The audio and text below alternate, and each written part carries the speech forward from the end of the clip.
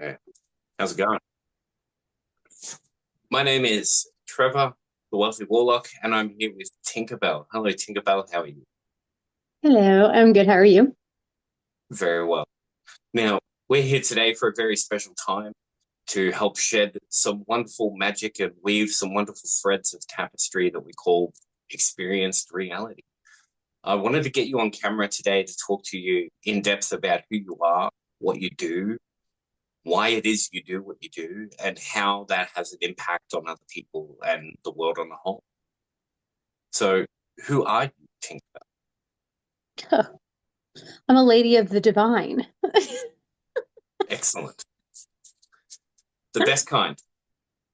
Yes, yes. I have been incinerated through what I call the Godhead of all, because I believe that there are life forces and energies of all kinds throughout the multiverse into the universe, down into us. It's an energetic level of the point where we are just merely in an illusion and we are Yep. fragments of energy bouncing together just in a tighter form that creates the meat suit that we're in, and we actually come in as a soul to experience what it is to be human in this life form, whether that comes in being what you would call a standard human or all the way up to a deity level, depending on your state of consciousness and what cellular level your body can reach in this lifetime to experience it and take it back up into the galactic forces to recalibrate for your next time coming in, to be able to raise the level of consciousness as we rise into the new age of light. Seems pretty standard. No, there's as remarkable as that sounds, that is pretty standard. And I'm really happy to hear that because as sad as it is that not many people can contextualize it in such beautiful form, that's pretty normal for what we would call a person on planet Earth right now. Sadly, not many people are aware of it so much. Eh? Yeah, So I how definitely did agree. you Go ahead. go ahead? I've had to critique it so that I can say it in what I will call human form so that others can understand it on a more basic dynamic than the level, as you will understand, that I can understand that it goes to. Yes, absolutely.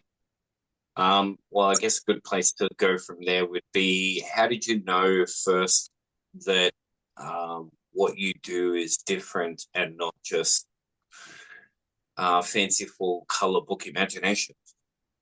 Like, Well, I guess it started out as where a in your very childhood, where in your childhood did you transition from, say, coloring in color books to channeling and knowing that's what you were doing?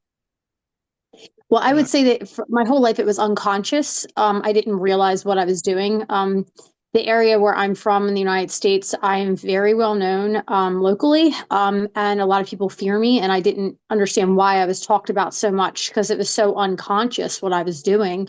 And people would get scared because what I would tell them would happen, and then they wouldn't tell me in return, and they would say, "You must be crazy, or you're a witch, or something like that." And I always got very defensive before I understood what I was. But I come from ancient deity bloodlines from from Ireland and from Scandinavian, the British Isles, and the Melungeons, which is from the Native American tribes in the United States. There's some other things in there, but they all traced back over time of me figuring this out, going down this long rabbit hole of what's wrong with me to Yeah. figure it out. Because even as a child, my younger sister would tell me she would find me sitting in the closet in the dark talking to beings that didn't exist. And I would say, "You can't come in here. I'm having meetings." And some of those things I didn't consciously even remember until she would say them when we were older. But I would say in 2012 was, and that's right along the timeline where we are around where another level of consciousness came in.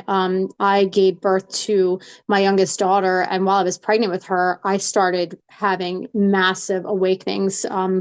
And experiencing outer body things, beings coming and talking to me. And I was very secretive about it until my older daughter confronted me about her experiences that were happening at the same time. So we kind of grew up together. I was a teenage mom, but then we reached a state where we started consciously waking up together. And when my little one was born, she was never asleep. So she would freak us out and be like, "I came here to help you wake up." And I'm like, What did you say? So it was very interesting, the dynamic of all three of us together, and how that started. And it 2012 it started, and then by 2018 it really picked up rapidly. And I got very sick. And I started going to psychics. I had gone to my first psychic the year before that, and she like was pinging my third eye, telling me I was the reason why she was here and I was to wake. She was waiting for years for me to come so she could awaken me and start the process of who I am. And I'm like, honestly, I was drunk because I used to drink back then. And I was like, are you crazy? What are you talking about? So she had prophesied over me and said I wouldn't remember most of it. And as I went through this journey that I've been on, I would start to remember what she was telling me because it was encrypted for me to learn as I went.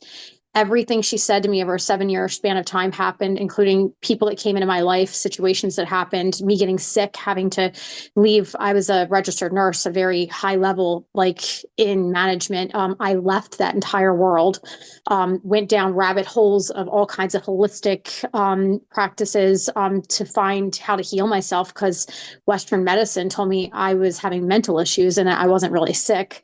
And it just led me down all these rabbit holes to figure out what was going on with me. And I healed myself. And during that time frame, I mean, I lost everything. I was attacked. And I don't know how far we're going to go into that situation, but on very high levels in this world for the fact that I had to figure out that there are very powerful beings who knew who I was and didn't want me to wake up.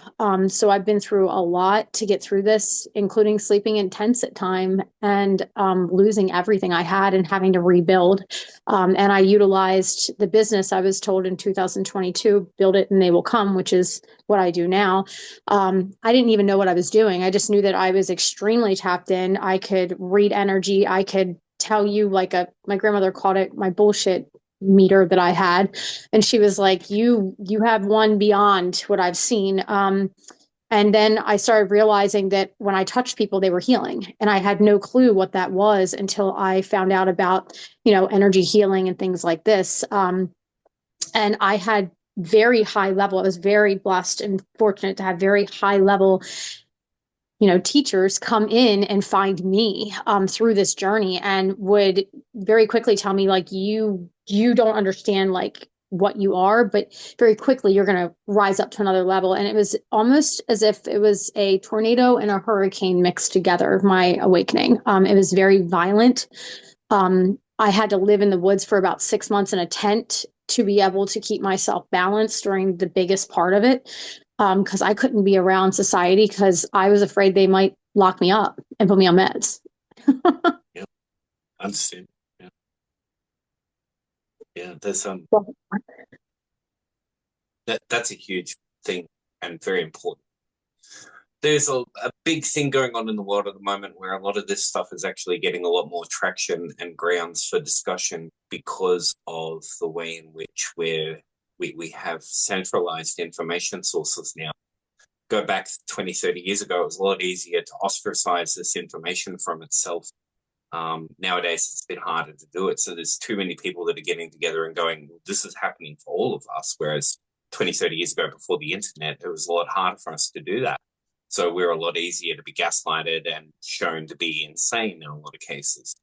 But an interesting case I'll touch on very quickly, just to bring a little bit of context for people who aren't familiar with these subjects, is Carl Jung and his famous Red Book, which is a deep dive into psychosis. This is one of the heads of psychiatry or psychology, Jungian archetypes in psychology, to dive deep into actual mental illness and to come out the other side, not with a condition, but with an understanding by keeping all those pieces together through the entire process. So where you describe going out to the bush to keep it all intact like that, perfect sense. That's the last thing that you need when you're making a pressurized container is an open workspace. You want to do it inside of a protected garage where there's not outside forces coming in to try to bother you with your construction. So that makes a lot of sense for those who aren't aware of that type of thing. Mental health is not as easy as, oh, you've got a chemistry imbalance or you've got a disorder. No. The DSM in psychology is being shown for what it is nowadays, which is largely a big sham, a money-making enterprise. But more interestingly, because it has much more to do with everybody else on their daily practice, I really enjoy the way in which you're able to bring a lot of context to your cultural lineage as well. The fairies, the European or North European kind of lineage up that way. That's something that is getting lost a bit more nowadays because of TV and other things like this. People don't talk about that sort of stuff anymore. So, just for shits and giggles, excuse my language, but what can you tell us some fantastic stories about that sort of stuff? I just really would like to hear some discussion about that. Yes. What's So some I experience? go ahead. Go ahead. Yeah. I am from the Fey Elven bloodline from Ireland, and I can never pronounce it correctly. But the divine always tells me that I can't say human words very well. That's why, because I see light language, and now that this galactic ship that's up in the atmosphere has come, it's gone into a golden language on top of that now. So excuse me if I don't say things correctly, but you might be able to say it correctly. The Tenad Duluth. I can never pronounce it correctly, but it's the Irish deity bloodline. Um, but my father's side is where that comes from. His mother is more so Scandinavian, like the Viking, like, Nordic bloodline. And my father is what I would call a leprechaun. Like literally, if you could ever see a leprechaun, he is literally a leprechaun. I cannot have a lot of contact with him because he grew up here in the United States underneath of he was in the mafia, as a mafia family, the Irish and the Italian, but he also grew up underneath of the Catholic Church, heavily influenced in Baltimore, Maryland. So he is terrified of what he is, but he is pure. Everything he touches turns to gold as long as he's doing it for the right reasons. If it is not, everything will burn and incinerate in front of him. And he thinks he's cursed. So it's very interesting to watch that. But growing up with my father, he didn't realize he was channeling to me, and he would tell me things, and he helped me how to survive in the wilderness. I mean, he was a master plumber, heater, and welder, and a solderer. So I was the oldest. I was the boy that wasn't a boy. So I grew up learning the entire family business, which is kind of where I learned how to build businesses and corporations on the other side of what I do this way. So I'm multifaceted in all forms. But what he would Hang on. do was, I've just got to check. Are you learning the businesses in the mafia family business? no, that's a lie. Let me rephrase that. Yes, I did, because my mother didn't realize he would take me to the Don's house and I was his favorite as a little girl. So like I grew up going to the Italian shop with the secret door with the guys with the trench coats, and I would sit with the ladies and they would feed me cheeses and all the meats and stuff while he went in the back and got the bag of money and came back out. Like I did a It's lot of amazing. corrupt things with my father growing up, but because I was raised in it, I didn't know it was wrong. And me and Yeah. him were, buddies. So don't tell your mother about this. Like, this is the other stuff I do to make us all our money. My mom didn't know. So it was very secret between us. But I also had to learn the plumbing business. So my father said he was preparing me. And what I realize now is he was channeling from the gods, and they were telling me exactly what I've done. You were here to break the system down, figure out how it works, and destroy it, which is why they don't like me here. Because I've worked in every major industry and very quickly, within a matter of 2 to 3 years, mastered it and came up on top. And I would create my own niche, like in the medical field. I left after traveling for 5 years in the like trauma ORs, and I created my own niche because I didn't want to be in the politics, because I learned it that quickly. So I started remodeling surgery centers that were burning down for surgeons and completely fixing them and putting someone in my spot and then jumping to the next one. So I didn't have to be in the politics. And during that time, also became involved with a partner who was involved with the power grid. And then I created two corporate companies that they claim is not possible to do unless you're in with them. And that's where I really got found out, because I was creating companies that in a matter of 3 months were fully built and making millions of dollars, along with my partners. And they saw what we were doing, and then they realized I was the one doing it, and that's when my life started falling apart. So it was really wild how that happened. But my father's the one who, I mean, he taught me all the basics of life, from the darkness. I was 5 years old reading the children's encyclopedias and doing master puzzles on the table in my spare time after helping him out and going to school. He was letting me listen to Pink Floyd and telling me, don't listen to the system, they'll program you. So I didn't listen to it. When I was in high school, I was taking ecstasy out in the freaking fields with the fairies and communing with them, not realizing that normal people didn't do this stuff. Like, I thought there was something wrong with them.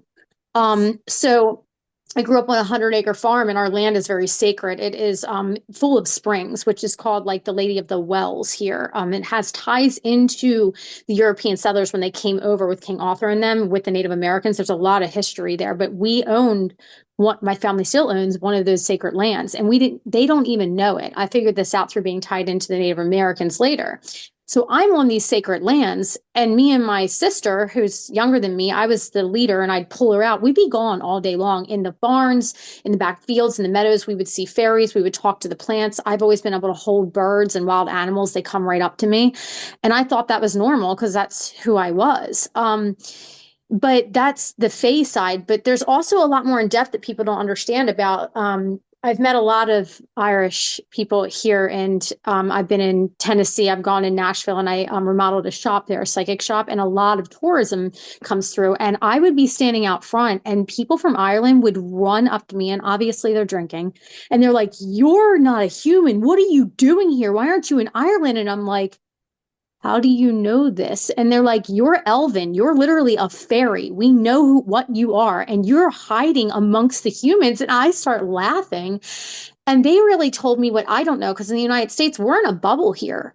It's make believe. Magic isn't real, and you're crazy if you believe in it. And outside, having all these visitors come in that aren't just from my lineage that talk about the fairy tales and the wise tales, having them say, this is real. Like, we don't go down paths at night because they will take you into their world like a man. And if you stay with them, you will not age, but when you leave, you will age drastically and your world will fall apart, and some people lose their minds. And I've realized every major relationship I had, when people would come to my house, they would fall asleep on my couch. They wouldn't want to leave. They would have like awakenings. Some of them would end up not being able to be friends with me because they were in a bad relationship, and they started seeing through these things just by me being their friend and being there to talk to them. I'm naturally doing this stuff.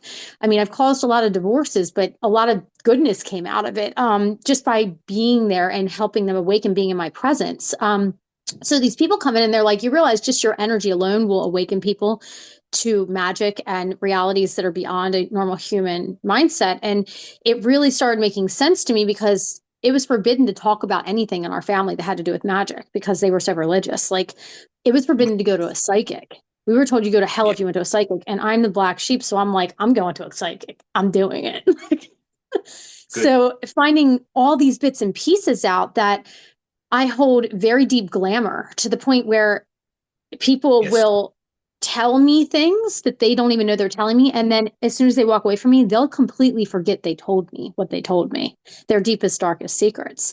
And when the Irish people came here, they were like, do you realize how we honor you, but we are scared of you? And I'm like, tell me why. So learning that from them made me realize these are gifts I have. And that's why so many people have feared me. And when they leave my life, they say that I'm either cursed or evil, or I'm possessed by a demon, or I'm a witch, because they weren't telling me when they would walk away from me what would happen. And my exes would have complete chaos grip in their world when I would leave them, because I always told them, I said, the gods will show me if you do something behind my back. I don't have to look. I will be told, and that's when I will leave. And they would age within a year, and I'm a bit of a cougar, so they were younger than me. They ended up looking 10 years older than me within a year or two. And I was always like, what happened? So a lot of that reality in the past few years has really come in for me to see that over here, we're not told what fairies are or elven are at all.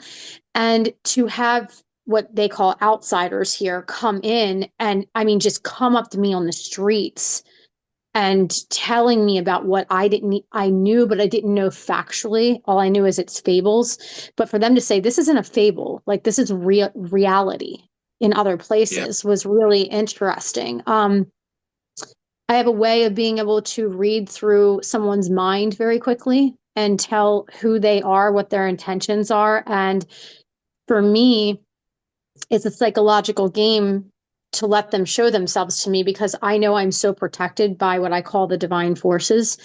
I cannot be killed. I have been murdered many times in this life, and I come back. I'm above my body, and they tell me, you can't leave yet. And I'm like, but I don't want to go back. And boom, I'm back in my body, and I have to recalibrate again. And that's something that I didn't know wasn't normal, because since I was a child, I've had men abuse me, and I've been murdered a lot through very violent things that have happened to me. So realizing I'm that protected, it took me down a rabbit trail to see how deep my magic went. Because I'm a fairy. I like to play with things and see how far I can go to the edge of the cliff and jump off and see if I can fly. So I have allowed my mind and my psyche to open up so far to listen only to the gods and the angels that guide me, that I have seen so many deep levels of corruption, knowing I'm protected, that most people would be too fearful to step into out of punishment or laws or whatever it is, rules of society that you shouldn't do, just because I'm like, well, I'm too curious. I have to figure everything out. So that goes into the point of where I took my practice to realize that the depth of everything that is going on in this world right now is fear-based, which keeps you at a lower level of consciousness and doesn't allow you to realize that we all, in some way, shape, or form, have some type of alien DNA within us. None of us are just human, and we all have gifts that we can open up to. But through fear-based control, you can't. You have to break through the fear and heal from a lot of trauma. And I call it an onion layer. And I'm sure you understand that. And I think that the onion is 50 times more bigger than people are actually aware of. And it can take years with the correct guidance to be able to really expand your consciousness to a really high state and be able to manifest basically gold frequency into your life. So would you say that you're really effective at eliminating supportive layers of the onion to help collapse it faster? Yes, and my energy alone. I know that you're involved with the gene keys. So am I. And my gene keys are literally um, my voice alone. The frequency of my voice can strip layers away and make people have. I've had people tell me when they're behind closed doors with me in sessions that afterwards and during they feel like they're tripping on mushrooms sometimes, but not in a scary way, but like their reality and the veil begins ripping very quickly for them. They heal from very deep generational traumas with their family. I channel in other life forms on all levels. I say down to the darkest too, because I can't have fear for that. And you have to have duality of who you are. And because I channel so high, I have to channel to the lowest forms too, to understand them so I can, and they respect me. So I can remove what is no longer needed, and allow it to be set free to kind of, I say, I send it up to the light to return as love, to counterbalance it out, to bring more light into this world. And a lot of people here are what you would call Christians, which I will state very freely that I do not believe in the indoctrination of lies, and that Christ was speaking of becoming like him and being one with yourself and being a sovereign being. So reaching crystallos DNA formation is what I help people do to reach their light body and reach Christ consciousness, which throughout all other religions and deities that have come, they hold the very similar energy in each area of the world they've come in, but they were all giving a message to try to give bits and pieces for humanity to learn how to become one with yourself and how to become sovereign within yourself and govern yourself, which I know you touch on too, so that you don't have to be governed by another. Because when you reach a certain state of consciousness, you are honored to reach that by proving your worthiness through your trials and tribulations, that you are sacred enough to hold that type of that power and knowledge within yourself. And as that happens, you naturally create these very sovereign boundaries around you. You don't want to drink alcohol or party or even speak negatively towards anybody, because you understand the power of words and vibration of even the frequency of your voice. I think that's one of the biggest, most important things at the moment. It's the real shift to show somebody that something has changed. Like when you think about all the different therapies, psychologists, psychotherapists, and all the rest of them out there, people go home and things happen for a while and then things go back to the way that they were. But the things that I notice in all these different methods, whether we're talking about rehab or anything else like hospitals, all these different methods of trying to heal things and get over stuff really, I think, is epitomized by that flag, the green flag, I'll say, instead of the red flag, that you realize all of a sudden that you don't even want to speak negatively of other people because it affects you. If you can do that around any one of your problems, that's that's a peak of a mountain in your mind that you've achieved there that few people get to recognize in their lifetime about whatever problem that is. That's really cool. Although I want to focus a little bit more on the woo rather than the standard psychology stuff. We're all sick of that. That's boring. Easy to Yes. understand. It's just a loop and More not pulling out the root. exactly. More interestingly, because I'm fascinated by it. I don't mean to put you on the spot or anything, but are you able to help people find, say, who their families are, their broader connections, perhaps even connect them with their beings on other dimensions or other planes and things like this? Do you act as a medium or a channel in that way? Yes, I do. On all platforms.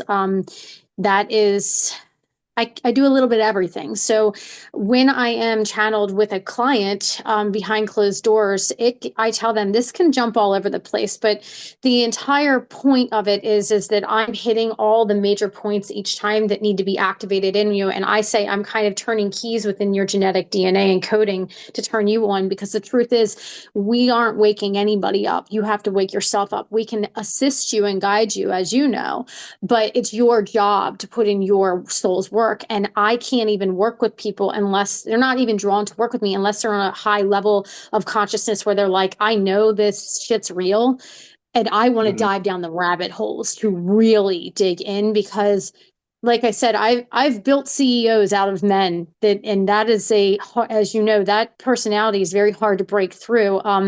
So I have an ex who used to refer to me as there's a show called Yellowstone. Beth is the wild child woman. He was like, that's you, only you're spiritual. And I'm like, yeah, you're right. Like that's who I am. So sometimes I can be kind of, because I only speak truth, and it can be really harsh sometimes, but sometimes it's needed. But it's only on, I meet people on their energetic level of, like, some women have been very abused. They can't handle that harshness. But men, sometimes I got to be like, come on now. Like, and they're like, that makes sense to me. Like, they don't get offended. So I naturally recalibrate my energy to theirs. And what happens is that they will find they have dreams within 3 days. I always tell them, drink a lot of water and go outside, put your bare feet on the ground, because all of your organs are based out of the bottom of your feet and your nervous system and everything. So when you put that on the ground, we're calibrating daily, because you don't understand down to an energetic level of what I'm actually doing to you, because I'm hitting you from all spots. I don't do healing sessions. As I'm doing this, I'm sucking out energies that no longer serve you, and you don't even know what's going on while I'm channeled. So we'll get to a point where they come back and they're like, I had some beings come in my dreams those 3 days that we talked, because I'll do programs where you talk to me once or twice a week, depending on how intense you want to be. And within weeks, sometimes days, depending on how hardcore they are dedicated to this, they can go from just knowing the woo woo is real and I know it's real and I know I have it, to channeling themselves and self sovereignty like steps in on a whole nother level. And then we start talking about the future of their where they're going to be. And then I can dive into further in the past, because the way I see it in my mind with the I'll call it the Nordic background of who I am, I see three doors. Sometimes I can see two, sometimes I can see one, but three is normally the basis unless you're going into a multi-dimensional layer of yourself. Then today with a Native American, the dreamer I have talked to you about, I saw 15 doors for him after one door opened while we were talking. And I was like, this is going to open up 15 different realms for you. And you're going to walk through all these doors at once, like multidimensionally, and it's going to skyrocket you to your purpose. So when I talk to people, it can go anywhere. But when we get to doors is when we're reaching into another galactic level of who you are. And these doors, when they come, there's sometimes decisions between those doors. And that's when I start seeing very powerful changes within them and their level of channeling within themselves and their sovereignty really coming in.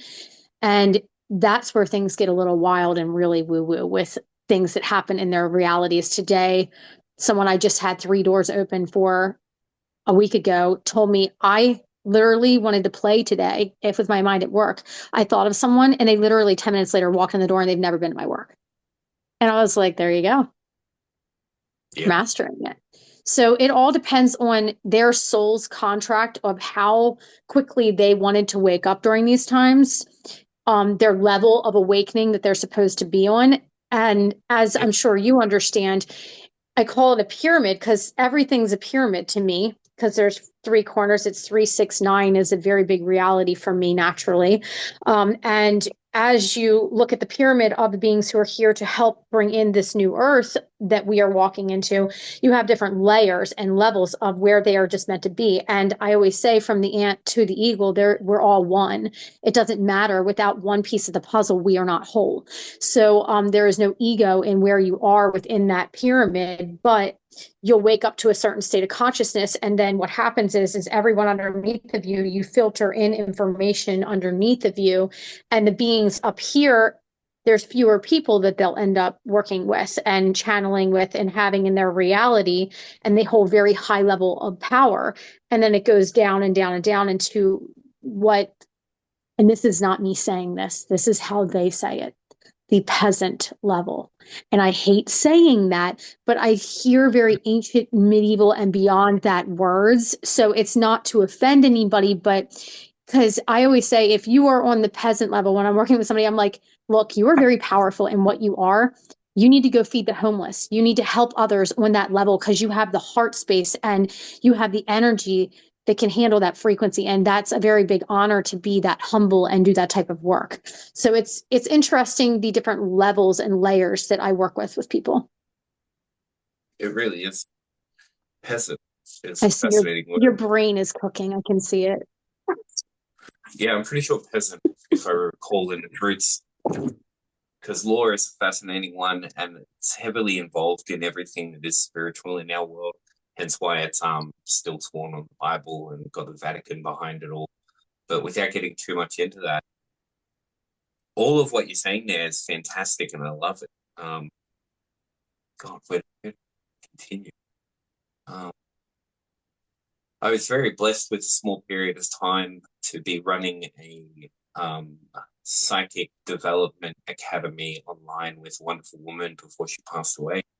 And the development that we got from that describes processes that are very similar to what you're describing there as well. And the effects that we had with other people, again, sound very similar to some of the effects that you have with other people as well. But I mention that because there's something that's going on around the world at the moment that's getting a lot of wind, which is really good. The telepathy tapes. Have you heard about those yet? We don't get any information about anything going outside of the United States. It's all blocked from us. So I'm very interested in hearing. Pretty sure it is American. It's a podcast series done by a lady in her senior years, in her probably better years now. She got together for her first season. I think there's 12 episodes of it, about an hour long each. And she deep dives into non-autistic children and how they're deeply psychic, 100% accuracy. every time 100% accuracy. Now, this is the only time that anybody has ever found anybody who has 100% accuracy 100% of the time. And not just one person, every one of them. And It's very interesting you say that. the way that they describe things, that's where it gets really interesting. Because yes, they're aware of things that few people are aware of. And it's all this same sort of stuff that we're talking about. Bigger awakenings, helping people come in contact with this stuff, multiple layers or multiple doors of internal realities, having different sort of schemes or teams set up. You didn't go into that too much, but another thing I wanted to touch on very quickly, which is kind of partly the reason why I wanted to get on and have a chat to you today. For those who aren't aware, what we do, all of us, not just us two on this camera here, what we all do is we interact with each other outside of our conscious awareness. And what we call conscious awareness is when we're awake. So while we're asleep, we're projecting. While we're projecting, we're projecting. While we're not present in our body, we're usually out there doing something with somebody else. Very few times do we bring it back and then translate it back to our conscious mind to then have the memory of that experience. But assuredly, these things are happening far more than you think that you're awake on a daily basis. So most of the time we are out there scheming with each other. Hey, I'm going to go and I'm going to accidentally trip over this on the street corner, and then you walk past and then laugh at me, but have that glint in your eye. So when I look at you, instead of getting offended, I go, oh, she's beautiful. And then we'll know that it's that time that we'll ask each other for it. We all have these connections. We all get together and we work on these schemes that we're playing out here in accidental reality, where these chances come about of all just, wow, that was a coincidence, wasn't it? No, I call it transdimensional marketing, or just being aware of what's going on in the grander reality. It's having the ability to have your relationship with your children that you're telling me about. That type of thing, how that started accidentally, and then your youngest came in and she was just like, no, I'm not confused about it. That's actually what's going on. So that's a perfect example of what we're talking about, of what I'm talking about. So yeah, the telepathy tape's really good, and that's in season 2. I mentioned that specifically, not just for the groovy non-autistics out there who deserve a lot more praise than what they do get on a global stage at the moment, but because she also goes into talking to a bunch of other people and individuals who are considered crazy, like people who can talk to plants, people who can talk to rocks or minerals or animals and other things like this, and other psychic people, and they all sound very similar to what you're talking about as well, and what most people who are on the money sound like too, which is, if you're Irish, there's definitely these things called fairies, and you've got to watch out for them. They're very powerful. They could be your best friend. They could be an intimate lover, or they could be a worst enemy, all three at once. There's all these crazy things that go on in every area of the world, and they're all culturally relevant. So that's the most amazing part about it, is that it's not just like, oh, is this just true? But it's so true that there's such a fragmented flower that it blooms in its own variety in each culture, in each location, in each land, and in each one of us individually as well. And absolutely just paints this beautiful artwork all over the world. I think it's very interesting. Go ahead. I'll give the floor to you. You're the man. It's not like I'm hosting or anything. No, I was just going to say, no, it's really cool, this sort of stuff. How do you find those connections yourself? Do you cultivate them in any way, or do you just kind of wander around and hope that they land in? So what's really interesting about what you said, first I'll take it back to autism. I find it very interesting because that didn't exist when we were younger. That wasn't a word, right? So when it did come out, I was much older. I had children, and my family started going, I think you're autistic. And I'm like, what the hell is what are you talking about? This is before I went into nursing. and it would just start coming out. I couldn't. I'm so sensitive that I can, even today, I have to wear certain cloths, certain types of materials. I'm so sensitive, but it's not what people think it is. I can feel synthetic and non-synthetic materials. And because I'm so naturally sensitive and I hold so much light within me naturally, I feel compressed. I feel in a box and I feel like I'm crawling out of my skin to get out of them. I also, as a child, I could not, and it went into adulthood. It became what I will call OCD, if you want to call it that, until I realized what it really was. For me, it's my psychic ability that I have to be very clean as a psychic. Everything has to be organized to the point where everything in my cabinet, the labels, and it's just natural. I don't look, it's just part of what I do. When I put something in my pantry, I will turn it so they're all facing the same way. I can tell you when I used to have a huge house, I would be upstairs in the third floor and I could tell you if somebody moved a can with the wrong label and I would go downstairs and it would be moved the wrong way. That's how sensitive I am personally.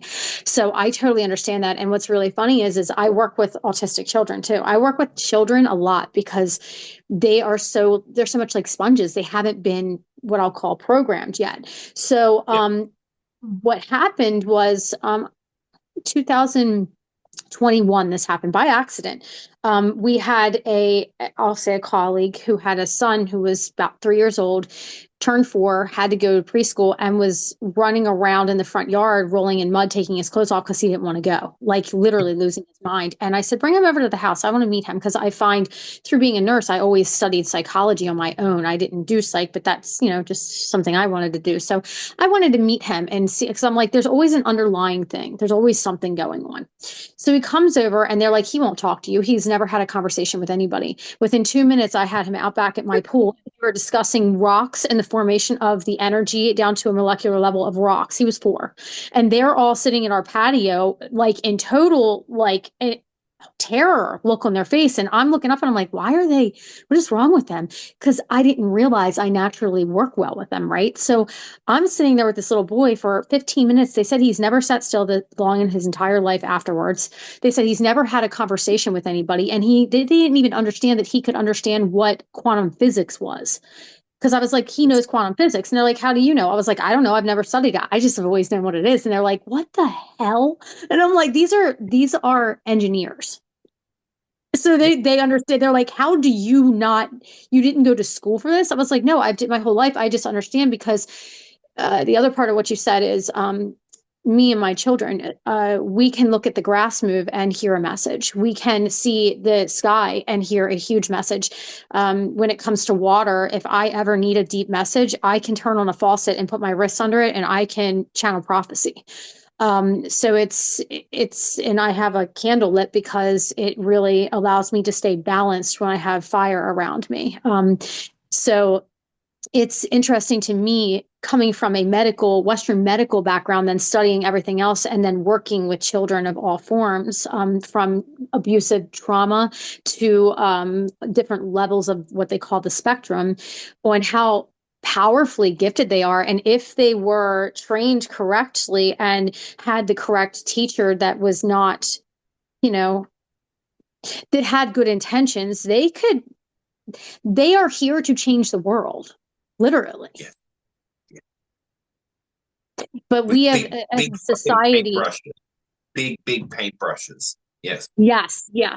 And as a society as a whole, where I'm from, at least, it has been shunned and looked down upon. And it's, the reason for me sitting in deep meditation for years to want to know everything, like sitting and listening and understanding everything I've known, I've come to the hypothesis basically that it's fear. Because if you fear something, you control it so it doesn't get out of control and override you. And I mean, we could go down some deep, dark rabbit holes, but I'm sure we shouldn't do that on this episode.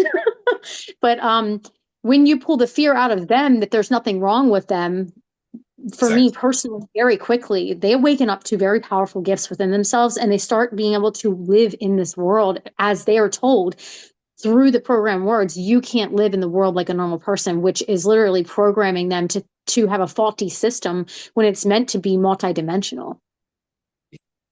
If I understand correctly, that's the effect and the play out of what happens in like those African nations or tribes that still practice not Western mental health, the ones who might have somebody born that has some sort of deficiency and they're made the center of the community until they're brought back to harmony again. So rather Oh, than wow. being shoved off to the side like we do in our society, you're wrong, you're bad, you need to get fixed, they bring it right to the middle. And that's then the awakening of a new shaman or a new medicine man, somebody like that who brings a unique opportunity to the people in that locality that wouldn't be available otherwise. So there has I been find different beauty in ways. that. Sorry. I find deep beauty in that because that's what we should be doing. Yeah, well, exactly. Like you're saying, it's as a young man myself, a lot of the things that I did as a stupid young man were done because people told me that that's what young men did, not because I actually went, oh, this is what I want to do, but because this is what young men do, and I don't know how to control myself. Now I'm older, I do. So it's not a game anymore. But until you learn that, and most people are walking around as big kids in big bodies, of course. So you have 50, 60-year-old men who don't realize that they can control that yet or have any say over that. And it's just products of their victim. But the energetics of it all are very, very clear. And that's the spectrum of reality. I love that this kid had an awareness of mechanics. I call them universal mechanics. That's the other thing that telepathy tapes talks about is that these kids are just their wealths of information and knowledge. Because when you're on the inside, you have access not only to having conversations with other people, but you have access to all information. So you have non-autistic speaking kids who know how to speak ancient Latin or non-described ancient Chinese anymore. Some of them have languages that they've never even come in contact with in any shape or form.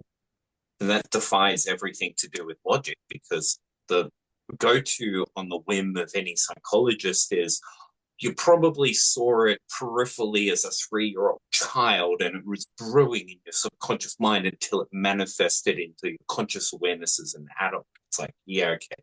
Now we're looking for odd shots, trying to make stuff up to make ourselves sound important. But these things don't happen rarely. They happen all the time. It's not a rare phenomenon. It's telepathy and direct communication. It's the way the universe works. And then we translate it into a human experience. That's the secondary part. But first is universe. And then translate it into whatever phenomenon that thing is experiencing. Monkey, if we're a monkey. Rock, if we're a quartz. It's very true. I find it very interesting you say that because I studied German in high school, but I slept through the class. The teacher loved me. I would ace everything, and then he would get mad because I would sleep through it. So I never retained it. I know basic, like I can bring up, like I can say the alphabet and stuff. But for me, during my awakening to this extremely high state of consciousness, I started speaking what I was told is Elven. And when Yeah. I'm only alone or with my younger daughter, I speak Elven and I can hear in my head in English what I'm saying as I'm saying it. And when I am doing anything sacred, I don't speak English. I speak Elven. I also speak light language. And they're two different formats. I know the difference when I'm flipping into one or the other. I have birds that will literally, they come into my, where I live, I'll open my door up every morning and they come in. And when I speak Elven to them, they come in all the way in my home. I feed them in my home now. After I moved here, it took about 6 months for them to come in. But as I started speaking Elven to them, they like started, and I've always been very in touch with animals, but I started remembering as a child, I would speak what I called fairy, which is Elven. And that's how I would get a fox to come out of the burrow, out of the farm field and come eat out of my hand while my family's like, it might have rabies. What are you doing? And I'm like, it's my friend. What are you talking about? Like, so it's very interesting. And also, I apologize. I didn't know that that was an American thing because I haven't watched TV in over 10 years. I have no communication with the outside world as far as the, I call it the secular world. So the only things I've seen are when somebody, because people will come to me on the street and they channel in and they'll say something and I'll be like, I'll hear it and I'll be like, well, where can I find that show? And it will literally give me awakenings or encoded, encrypted things. And that's the only way I've ever watched any type of TV show. And I won't even watch the whole series, just a few episodes. And then they're like, you're done. You don't need to be programmed by this. Get out of it. And I'm like, okay. So it's been over 10 years since I've had a TV on or even had what I will call the black screen of a TV without it being covered in my home unless it is being utilized. Yeah. No, well, I'm gonna shamelessly self-plug because it's something I need to practice. I'll add a link for the telepathy tapes. It's just on YouTube as a podcast, so it's easily accessible for anybody who wants it. But after doing after watching the telepathy tape season 1, I was sitting there doing some channeling, and something came to me about a project which I followed through and made out. It's called the Telepathy Experiment, which is a 3-part video gift for everybody. It's a free little experiment. I'll add a link for that in the comments too. It's to help reprogram and eliminate some of the barriers that might be inhibiting people in their telepathic path, so to speak. So that's at really the very cool. least, it's really good mental health practice. So, you know, very cool. I'll add the links for that. But interestingly, although I'm aware of the fact that I didn't ask you before we jumped on camera, but I would really like to put you in the hotspot. Are you okay with that? Yep. Cool. Would you like to try to channel for us today? Sure. Let me get my dog off my lap. She grounds me. Fair enough. I'm gonna have to light up some incense and stuff. Yep.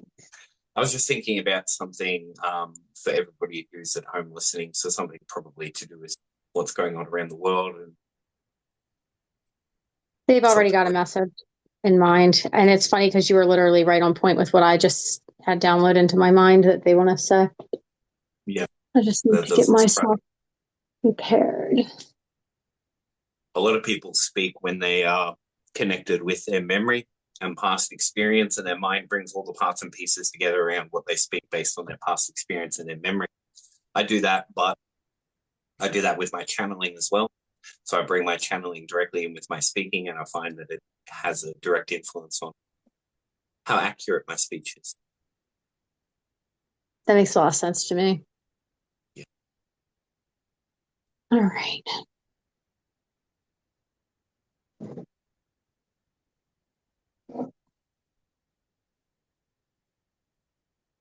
I'm going to put my hair up because this is just how I do what I do. Do it. They call it my antenna. It is. It is. It really is. All right. I have a whole practice. In the academy school that I mentioned, we had a challenge for our students one day about quantum mechanics because they were all running out of ideas, coming new into contact with quantum mechanics. They didn't know what it was or anything. So we gave a bunch of students a challenge to find something to do with their life that quantum mechanics couldn't help them with. And then I would prove to them how invaluable quantum mechanics actually was in that particular area. So this one woman was a hairdresser, and she goes, well, I don't see how quantum mechanics can help me in cutting people's hair. And I've gone, girl, you got no idea. You ever heard of an antenna? You ever heard of fiber optic cables? Like, damn. Yeah. That's the reason why I have long hair. It's not because it's cheaper. I'm going to grab my crystal ball real quick because that is my most ancient of practice that pulls in because there's something really beautiful coming in. Wonderful.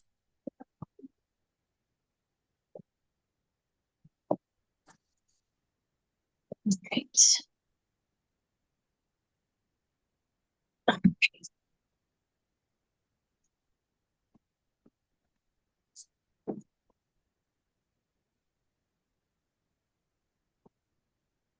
So, okay.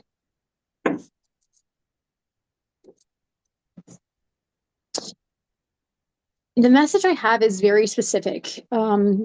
of what they want me to open up with, and I just let it flow, and it comes out as it is, as you are aware. But just to explain that to others.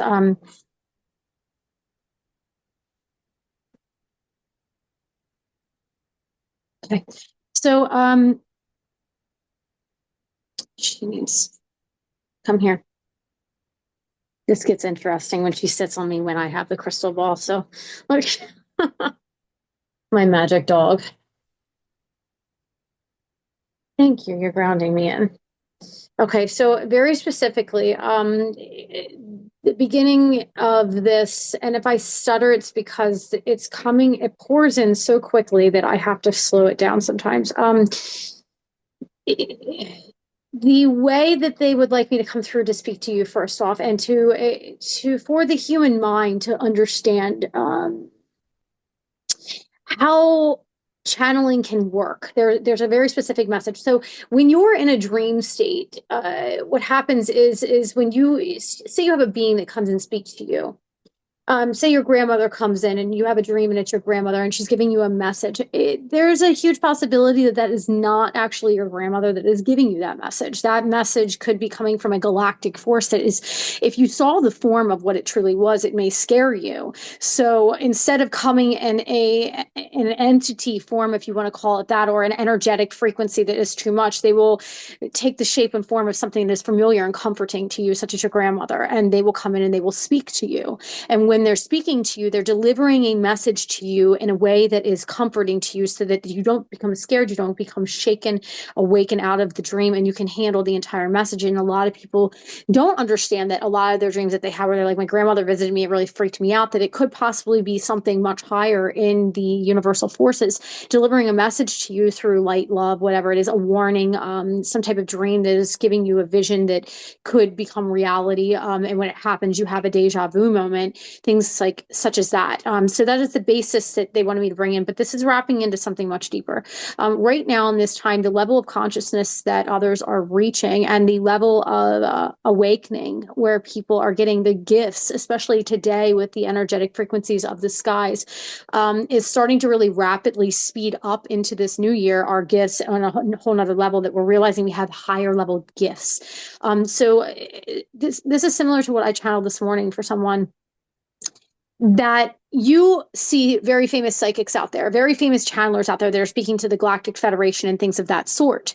Now, the example that they gave me, and this is the second time in a row that I've had this example, and they're very, very much so wanting humanity to understand this, is that this comet that is in the sky right now, and I'm not allowed to call it what they call it because that's not its name, and I am forbidden to speak things that are not the true name of it. It does not have a name. It is a consciousness, and it is here to activate and to recalibrate the earth and all the beings, because we are the earth, that are here to a higher state, to hold us accountable to a higher state of consciousness, to a higher state of being, a higher state of sovereignty as the new earth comes in, and we're raising into what sometimes certain people will call heaven on earth, or to reach your Christ consciousness, or other places will call it something along the lines of to each equilibrium of the duality of who you are, so that you can fully embody and embrace what you are to the highest state that you're allowed to in this life form. So with that being said, you will see these channelers that are out there, and they say that they have remote viewed into the spaceship and they see beings sitting inside of it. Now, there's nothing wrong with what they are saying, but on a much higher level of consciousness, which there's fine in that pyramid of where they are in their level of channeling and understanding. But it goes back to that dream where I said that you have your grandmother come in and talk to you. That is how they receive the information, seeing aliens, life forms inside of this spaceship, as they call it. But it's not a spaceship. It is a consciousness. It is a conscious living being that is here. And it utilizes the form of how they channel, and they believe it fully. And there's nothing wrong with that, because that's the level that they're supposed to be on. But as you rise up into higher states of consciousness, if you are capable and you are meant to go into these higher realms of being higher up in this pyramid, you will see that it is all energy. The metal is speaking to them. The frequency of the vibration of the energetic atoms of this comet, whatever it is, this conscious being, are emanating out frequencies, and whatever form of these, channelers or whatever they may be, or the dreams people are receiving, are the level and what they manifest it into form so that they can take it and understand it and speak it out into existence. That does not mean that that's what it is. There are no aliens inside of this being. They utilize your minds to the level of what you can handle to be able to understand what they are saying to deliver the messages. And this is where we go into, this is so funny. This is literally almost the same thing that we did earlier. The biblical words that are true in the book that speak of, I am but a grain of sand in God's hand. This is another analogy that they've been wanting me to really tell beings. When you look at that pyramid, it is the same as a grain of sand. Now, there are beings who are just a grain of sand, and that is the level of consciousness they are allowed to get into. Then you have beings who are channeling and they're on higher levels. They are a bucket of sand. And then you have beings who are the entire beach of sand. And then you have the ones, the very rare ones, that will be the entire oceanic up onto every beach and every level of layer of sand in the entire Earth's frequency. And that's the level of sand that they are. And they can understand to the highest formats of intergalactic, multidimensional levels of things. And they receive very, very in-depth, very sacred information that is not even being projected out into the world because it's so sacred that it has to be kept secret, to the point where you may be having dreams, if you are on that level, of things that you wake up and you can't even remember. It is being subconsciously programmed in you, and it will be awakened and unlocked at the time that you have reached a state of consciousness where you are supposed to be, and you are in the right place with the right people at the right time to utilize those codes and those encryptions to awaken beings, things, activation codes within the earth, within other beings, within the skies, within all of the planetary alignments, just through using those sacred codes and contexts that are being ingrained and embedded in you as seeds right now that are not ready to be brought into fruition yet, if that makes sense. Yeah. They want me to ask you if you have any specific questions.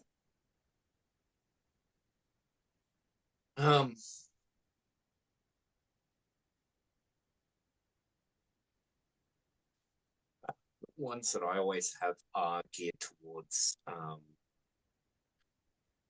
what can we do to help speed up the process with the most amount of comfort for those involved? They laugh. I'm sorry, it's just, sometimes it overcomes me.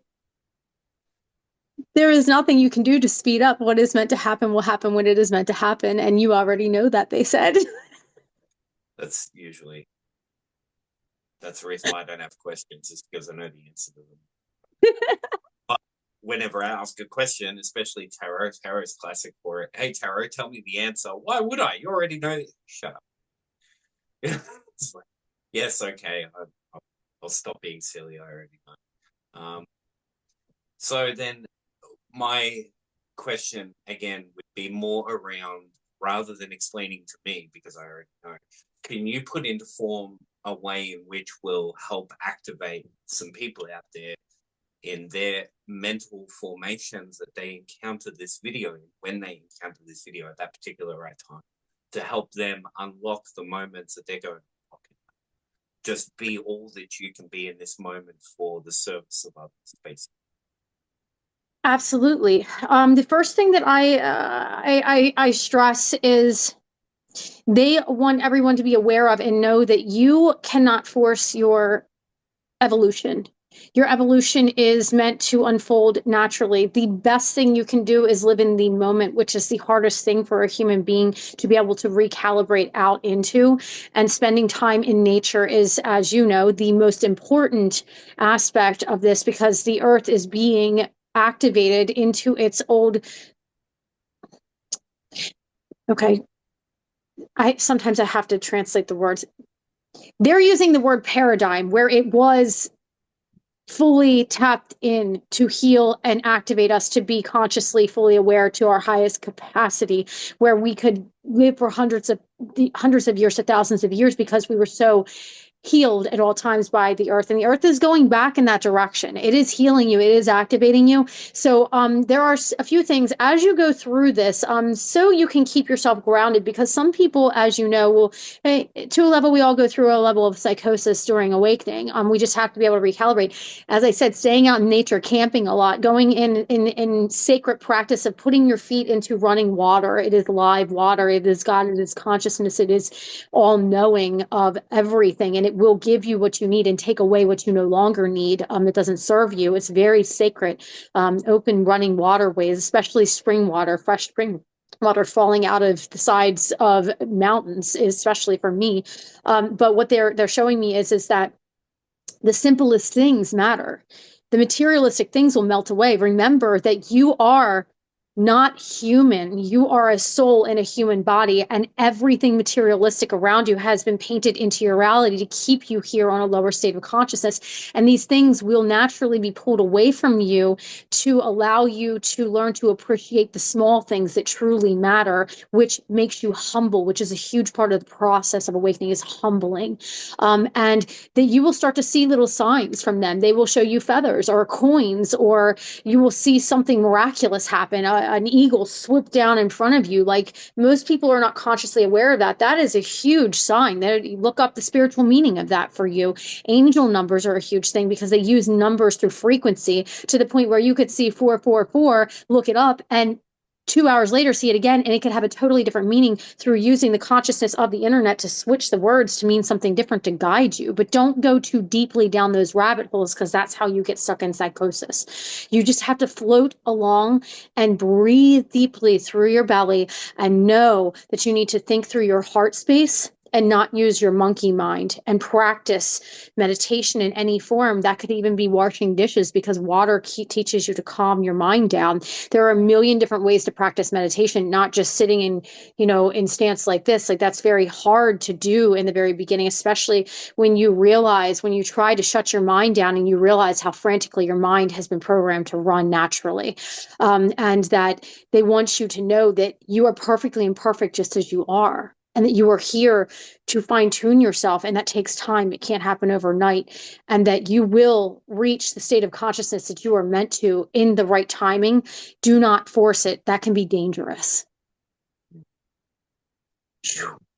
I think that that's a really big one. And that's always a big talking point for me too, is that you can't speed it up. And what that means for people in Western culture heavily is when something bad is happening or you're doing bad, that's what you think is going on.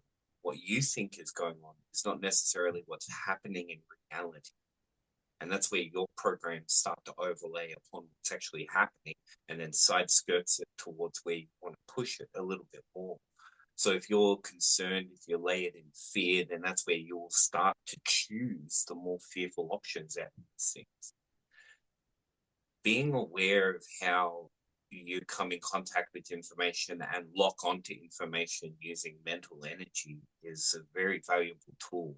And the difference between whether or not you will fall into psychosis, it's the difference between whether or not you will have a schizophrenic break, because if you're just skimming across the surface of what's happening, you're aware that the things that are coming up inside of you are mental phenomena.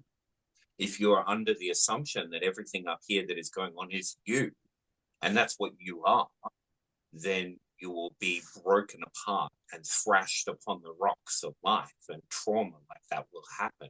But that's not because of the process. That's because of your stage of development in the process. And it does start with pure blindness, like life does. We first have to learn to walk. We first have to learn to speak. And so it's the same thing with our mental and our emotional worlds as well. Even if you're just getting into this at 60 years old, you still have to go back and learn how to crawl. And learning how to crawl includes things like, I am not my thoughts. This isn't psychosis. This is basic meditation. when you go through the process of meditation for a certain amount of time, you learn that you have thoughts, that you're not thoughts, that you're there watching or experiencing thoughts in a way. And it goes deeper than that. But these are the surface levels of the path of understanding that help to unlock and make all of this more dynamic. So in the Western mindset, we've got this sickness of going, there's something wrong, there's something bad, there's something broken, I better focus on that, fix it, and get it out of the way. A lot of the time, it's better to just go, oh, look, there's something bad and broken, keep going. And you'll then move on to what actually you're meant to be paying attention to, which is this thing right there. If you spend all your time focused on fixing everything that's bad, we'll never, ever finish cleaning the entire world. There's as much dust generated as there is cleaned at a single time. There are more leaves that fall than there are picked up.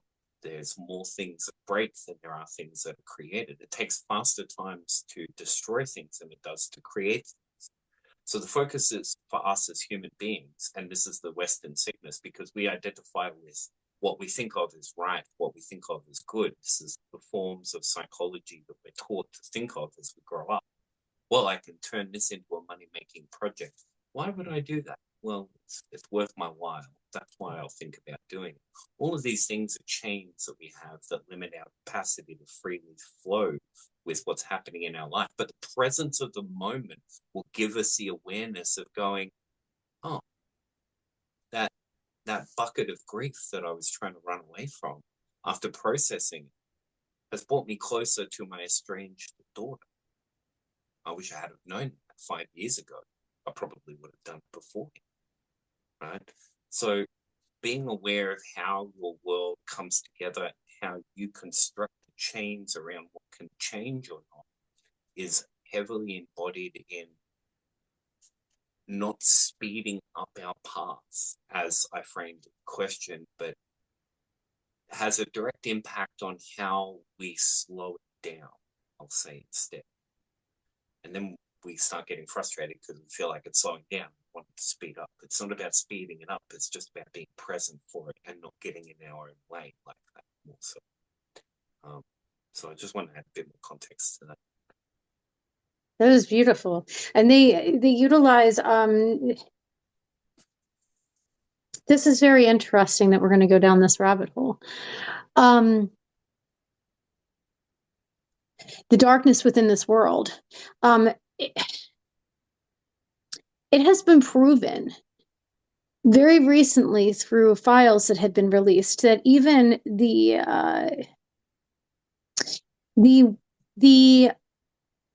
spiritual gurus that have been very much so on the world platform have been a part of files. I will put it that way, is what they want me to say. Now, to the level of consciousness that I can understand through what I have been shown and I have integrated, there is no such thing as bad or good, and I believe you understand this. There's no such thing as dark or light. There is no such thing as evil, or because everything is unfolding just as it should, and that you have to focus on the good, as you had said, to be able to keep moving through. I teach people to dive into their darkness to find the light through the darkness, because there is always light within the darkness. And when you can master your own darkness, then you can utilize it to teach others how to do that. That's part of your gift.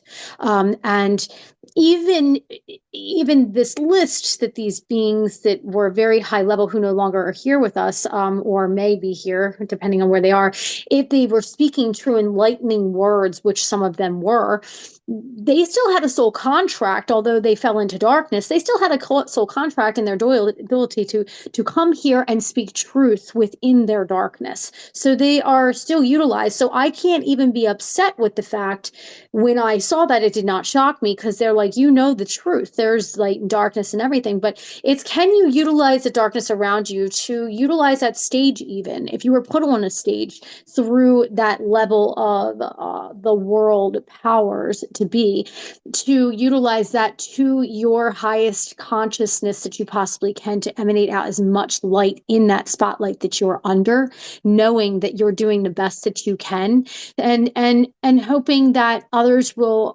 understand, which they will within time, that it was just a part of the process, that we will weed through that and work through that, and eventually everyone will be able to transmute their own darkness, without causing harm to others, and see that it's not truly even darkness. It's just a different dimension and reality of being able to use energy in a form that can be used in a good way, such as purity of the sexual side of humanity, becoming pure in that and seeing the sacredness in that, and being disciplined in that, allows you to reach very high states of consciousness, and to realize through those states of consciousness it becomes easier to not be tempted by what they call the flesh, because you see the sacredness of who you are, and you honor the sovereignty of you are, and you're not going to freely give that away, not just because of that, but also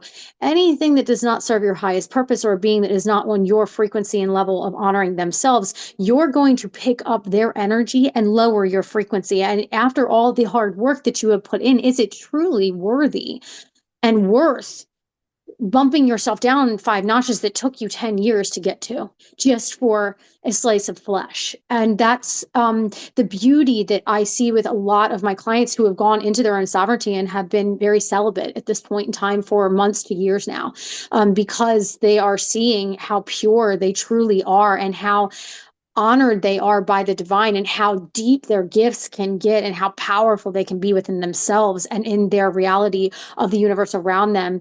And the fact that they get to a state of consciousness where they realize that you are your own universe. You have organisms that live in you that are basically little people that rely on you. So how are you treating them? Because they will reflect that back to you. I don't know if that will make sense to everyone. They're saying, they're laughing again. They're getting really deep at this point. But there are others that need to hear that, I was told. Yeah, of course. Plus, people have the rewind feature as well if they need it. But as we're talking about with negative experience, most people don't understand what we call negative experience. Most people don't understand that it's actually something good that's going on inside their environment. They're just caught in the story of how it's bad for themselves, so they're missing out. And that's kind of the same thing that we're talking about there as well. So sometimes, and this goes for me as well, I'm aware of this intimately. They say that there's three things going on, or there's three things in your fields of awareness, three fields of awareness. Your things that you know, things you don't know, things you don't know, rather, and then things you don't know. And the don't know that you don't know is by far always extensively larger than any of the other two. Larger than the other one is, of course, what we know that we don't know. We know that we don't know shit tons of things. What we know that we know, what actually that we know, not that we think that we know, very fucking little. Excuse my swearing. So I love cussing. being aware of that as a standard is very important, because then you can go through a circumstance of like what Tink was just laying out for us there, and you might not understand 100% of what's going on there, but you should be able to understand that that doesn't stop your brain from doing what it does. And what your brain does is takes and sorts and flips and changes information around like a tessellation pattern until it goes, hey, have you heard this thought? Or, hey, have you heard this thought? Hey, we've got a new thought. Or, hey, here's a new thought. And it will keep doing that, offering you new perspectives about the information that is going into it. It's an information mixing machine. It's a thinking machine. You're not your brain. It doesn't generate you. You're more than that. And so that's where your brain is a limitation. It's an amazing tool to be able to use. And when you know how to use it, you know that it's doing things while you're not aware of it. So even if you're not aware of the information that we were just talking about, what's going on inside your mind is it's doing all sorts of things and unlocking all sorts of things nonetheless. And so that's a very important thing to keep in mind as well. It's like when you learn a new subject, the first several lessons, you don't have any idea what you're learning, like if it's a new musical instrument. But then by a certain amount of time, you get to a point where you go, oh, now I get it. And you start picking it up a lot more and a lot quicker. And that's when those memories come back. Oh, that's when they said, now I get it. Yeah, okay. Hindsight, foresight, all these different sights interact through time like that, backwards and forwards. So very cool sort of stuff. Is there anything that they would like to share with us before we finish up here?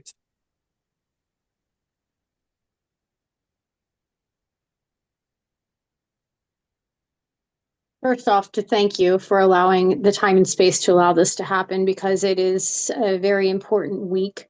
The stars and the planetary alignments and everything that's happening with the consciousness being that is here, along with the Earth and Gaia reactivating and awakening and shifting, it's a very, very powerful week for manifesting in magic in many forms. And that you don't have to fear. You don't have to fear the unknown. For us as an example, when you open your cellular DNA up, and if you think of let's use a sponge, for example. If you think of a sponge and it's dry and it's just sitting there, right? It's tighter and everything's tighter, but when you put water in it, it starts to open up. And the more open your cells open up, the more information, the more energy you can receive. And when someone is very channeled and they say, I know nothing, but I know all, but I truly know nothing, it's because when we tap into the places that we are tapping into, and you will understand this, we have become so humbled and we are so open and been so incinerated and pulverized into just surrendering our cellular DNA that we have the honor of tapping into this consciousness that brings information into our cellular DNA, because we're so open to receive so much deep information to give to you. And anybody can activate their own level of channeling within themselves. What level, it doesn't matter what level it is, but the main thing is to channel from your higher self, the God within you, the DNA within you that can be activated. And you have to surrender and become very relaxed to reach these states. So in your home, a few key factors that I am always told to relate to someone is to have elements of all the elements in your home. Have a candle lit. You can go on to Amazon and get a $20 water feature that you pour water in and it runs over rocks. To have that in your home, to have a fish tank where you can hear the water running, like that's very therapeutically opening and relaxing for you. To turn off your TVs, to turn off any music that is secular, that is not a frequency vibration when you're doing this, to make sure that you're creating a sacred space for yourself and having any type of element in your home during those times, lighting incense, smelling, using all the senses, and opening them up and relaxing them is going to open up your extraordinary senses that are within you. They're going to help. You have to open up all your senses. Another big tip is even smelling cinnamon. Don't put your nose in it because you don't want it to go in your nose, but like just smelling a rose or something, the same thing every day. If you have had any of these viruses that shut off your olfactory senses, which you're smelling, you can reprogram your senses to work again by every day taking an essential oil and smelling that every day. Do it 3 times a day. You are your own computer. And you own your motherboard and you can recalibrate it back to healing, to being what it is. And you have to take that initiative to do it. And it is called discipline, but you're capable of anything. So don't ever limit yourself, because you are a timeless, boundless being. That's their closing statement. That's beautiful. And we couldn't ask for a better one. Although as soon as I asked you for a closing statement, a question did come through that I thought I should ask. Not so much It's okay. ask, but It's a very common one for a lot of new people to these subjects. It's not important to us, of course, and it might not be appropriate to answer. That's a very important thing to recognize as well. But for the sake of the audience, I've got to ask, who are we channeling? Are we allowed to ask who we're channeling? That's a very complex question Yes. because there are a million and more things that you can channel. You could channel Exactly. the energy of a rock sitting next to you that wants to speak to you, or you could channel into other galaxies of beings that are far more high level of consciousness to the point where they don't even have bodies and they are a collective consciousness. Like the Palladian star system is, it's a frequency. It is not, there's not beings sitting on thrones. They are stardust. Exactly. So, of the different groups of channelers out there who partner up with one or two intelligences and then they get known for communication with that, Bashar, for instance, and Daryl, or people who speak with a race collectively, or people who just speak with intelligences or essences of planets or planetary spheres. Like, where would you throw your in what happened today? Are you more speaking to a group of entities, more influences on planetary scales, like an Earth thing, or a bit of? So the way that they have described what I do is I am the unknown. And that is what I am to be known as. I can channel from anything, and I'm not allowed to associate anything with what I channel. It is the universe. I know when I am channeling from what they call the Godhead, which is the highest source of, and sometimes when I use that, the authority that comes through me, which is not right now, is very powerful, and I speak with a force.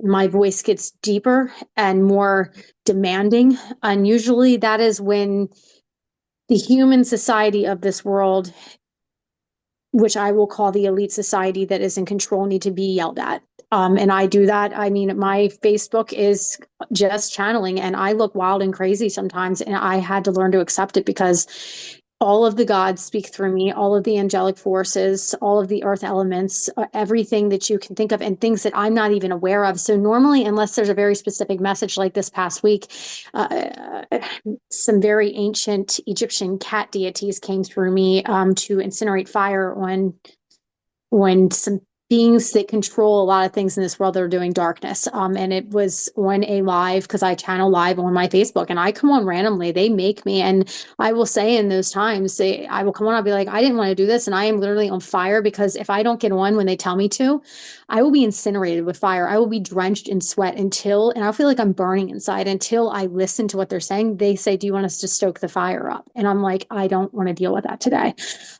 So I will get on. I'm forced. I have to obey. I no longer exist at all. In all actuality, I'm always channeled. The way they described it was, is I went through in a complete death. Every time that I was murdered, every time I died on operating room tables, every time they came back in and replaced me. So at this point, the level of consciousness that I am at, I am no longer Tink. I am a complete vessel for them at all times. And I see through my eyes and only feel that I am an ancient being that is all. And I see through Tink's eyes. And I utilize her vessel to speak at all times to humanity. When I am not channeling for others, I sit in complete darkness all day and all night. And I am being shown galaxies and thousands of years from now what the Earth will look like, all of the information that I am to be given. And when I walk outside, um, I'm not in the world that humans are in at all anymore. I am beyond the veil, which as a fae, as an elven, I've always been beyond the veil, but it is so far beyond the veil that I even knew was a veil at this point. So when I walk outside, even the concrete talks to me. I do not live in a 3D reality at all anymore. I can't. And that's why when I went to sacred, they really want me to say this, when I went to sacred channelers, because everybody who's ever channeled for me when I was going through this was very high level, and I didn't even understand what level they were on. I would just be led to them and find them and be like, I need to talk to them. And they would tell me that my level of consciousness that I would reach is so far and expansive that I had to be so pure that there will be a minimum of 3 beings that will be in my world that are coming and going in my world constantly, and then my children and things like that. But the maximum of beings that I will have in my reality to protect the sanctity of what I am so that my frequency doesn't pick up anything that it shouldn't have on it is 15 at the most when this is all over. That I will sit at a level where I only have 15 people that I channel to, and then they go and channel out below that. And I am not to have a lot of contact with humanity. In the past few years, I have had very little contact with humanity unless I have a mission they put me on to remodel a magical business or do something like that. I have in solitude. I have not seen my children in physical form in years now. And this is all for the reason that I had to become so purified to be who I am. And my children, through distance, have been purified. And at the right time, I will be allowed to be back around them. That's how sacred of a journey I've been on. And that still hasn't happened yet. So I'm still going through my own process of that. But as far as what we are channeling, when you say people who are channeling, their frequency is fine tuned, obviously, to certain beings, certain entities, that's who they're meant to channel for. And that's where the pyramid comes in, that there's nothing wrong with that. I just had to really accept. And for me, it was very scary because I've never really cared to have an ego. I've hated egos, and that's why I studied them. So I was terrified when I started hearing these things from others and then learning them myself. And I'm like, I don't want to be egotistical. I don't want to tell people this. And they're like, eventually you're going to have to tell beings this, and you're humble in it. And they're just going to have to either accept it, or if their ego gets bruised, that's because they are not meant to hear what you're saying. That's wonderful. And that's very similar to how I find my channels as well, just direct in a way. I really like the Zen tradition for that reason, just being able to connect with no thing and work with that, especially larger concepts and ideas, in order to put it into human language and human concepts, you really have to eliminate the vast majority of reality, to be blunt. So I'm really glad that you're able to touch on that, because like we touched on, the more common ones or the more common ones, directly channeling one or two entities, groups of entities, or planetary bodies. So I'm very happy that you're able to reach out to a group of people out there who don't get mentioned very often in these discussions, the nothings, and to let them know that they're not the only ones out there. Of course, being nothing, they know that they're everything at the same time. Yes. It's the thing about nothing. It's also the thing about language.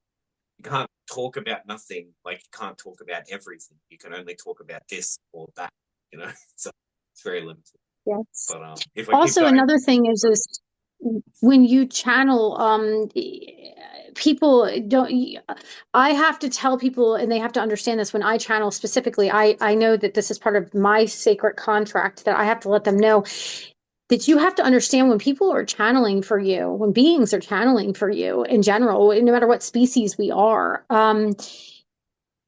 this is a sacred, private channel for you. And we may not remember it because it's not for us to know, unless we go back into, like, if you're doing sessions, as I call them, with someone, and you go back in there, like, do you remember when we talked about this? Then they will bring that memory back in so we can pick up and continue on. But besides that, our minds have to stay clear to be able to channel to the level that we do at all times, right? So our minds for us are clear and they have to remain clear, and we can't hold on to what we told you. And that's another part of the reason why we may not remember any of the conversation after we channel with you at all, because it's not meant for us. And also, we cannot allow anything to junk up our channel line. We have to let it flow through us out and let it go.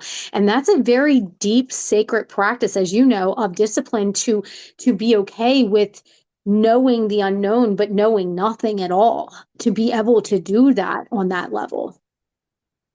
It's very vulnerable, you know, especially when you start talking about things that have any sort of value, because the first thing kind of second guess is, what if I'm wrong?